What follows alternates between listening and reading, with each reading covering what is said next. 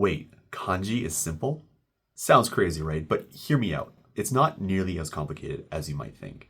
Now, if you've been grinding through endless kanji lists, memorizing every stroke and reading only to draw a blank when you see them in real sentences, trust me, you're not alone. But the real problem isn't the kanji, it's the outdated, inefficient methods that we've been told to use. And in this video, I'm going to give you the real talk about how to actually learn kanji in a way that works. Alright, so 19 years ago when I first started learning kanji, I was super motivated. I picked up one of those big books, the ones with all 2,136 Joyo kanji. And I thought to myself, I'll just memorize 10 a day and I'll be done in less than a year. I mean, how hard could it be, right? Well, I remember telling a Japanese friend this plan and he just kind of laughed at me and said, yeah, good luck with that. Naturally, I took that as a challenge, but he was right and I failed hard. And that was because I was doing the worst thing possible. I was memorizing isolated kanji from a list with every possible reading. It just doesn't stick. And here's why. Number one, there's just too many readings. Like some kanji have 5, 6, or even more readings, and it's information overload if you're not learning them in context. Second, there's zero real-world recognition. So even if you memorize all those readings, when you see the kanji in a word, you still don't know which one to use unless you already know the word. And that's when it clicked. Stop learning kanji in isolation. Start learning words and then learn the kanji as part of those words. Let's take the kanji for sun or day. It has multiple readings such as nichi, jitsu, hi, ka, and many, many more. Like, look at these examples. So first we have the word nichijou, and as you can see, it's pronounced as nichi in this case. Second, we have kyujitsu, and in this case, it's read as jitsu.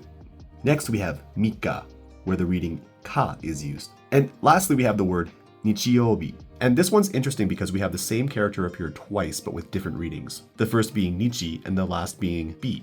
So same kanji, but totally different readings depending on the word. So every time you pick up a new word, learn its kanji as a set and focus only on the reading that applies to that word. Your brain loves connections. When the kanji is linked to meaningful use, it's far more likely to stick. Okay, so another tip is to get familiar with radicals, the building blocks of kanji. And these components are important because they often hint at meaning or pronunciation. For example, this radical often appears in many kanji related to water or liquid, like see or to wash or even alcohol. Knowing your radicals helps you break down complex characters into more manageable parts. It boosts recognition, aids memory, and even helps you guess the meanings of unfamiliar kanji. Think of radicals like the root words in English. Knowing them gives you extra insight. Okay, cool, so we covered that, but what about writing? Like, do you need to learn how to write every single kanji? And honestly, in today's digital world, not really. But writing some kanji by hand can help reinforce them in memory. Like there's something really powerful about putting pen to paper. I recommend writing out new kanji, especially when you first learn them. Like this is going to build familiarity with their shape and structure, but only focus on the ones you don't already know. For example, if a word has 2 kanji and only one is familiar, practice writing out the new one, and once the form feels natural, then you can stop. And if you're going to learn to write kanji at all, make it count. Like learn the correct stroke order. It's far easier to learn the right way from the start than to undo bad habits later. Okay, so writing helps to solidify the form of kanji, like what they look like and how they're built, but when it comes to remembering what they mean and how they sound, that's where a spaced repetition system, or SRS like Anki, come in. So what is an SRS? Well, an SRS is a learning method based on the forgetting curve, which is a concept that shows how quickly we forget information over time.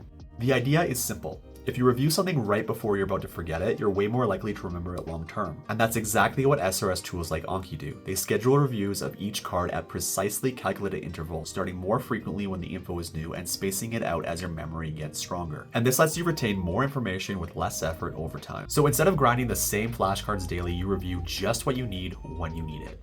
Here's how I set up my Anki deck for kanji. So on the front of the card, you want to put the new word written in its kanji form, like no furigana, no romaji, and this is going to help keep the focus on recognition.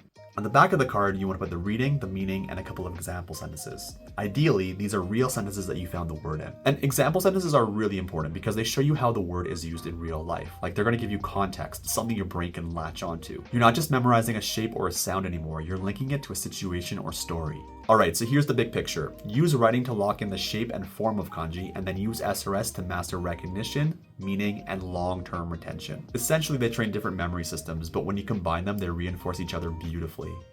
Alright, so a lot of people ask me, when is the best time to start learning kanji? Well, the answer is as soon as you mastered hiragana and katakana. Like, don't wait. You see, kanji is a core part of Japanese, and learning without it is like trying to build a house with no foundation. If you're a beginner, I highly recommend starting with books like Genki 1 and 2. They introduce useful vocabulary and gradually build your kanji knowledge, always in context. Okay, so once you got the basics down, start diving into real native material. This could be books, manga, video games, whatever you enjoy. Let your interests guide your vocab growth, but don't try to learn new kanji for every single new word you encounter. Focus only on the words you're already using or picking up naturally. Use radicals to break the kanji down and then use SRS to review and reinforce. And let's be real, because it takes a long time regardless of what method you use. Like there's over 2,000 common kanji, but if you learn them as parts of real words alongside everything else, it's not just doable, it's actually fun.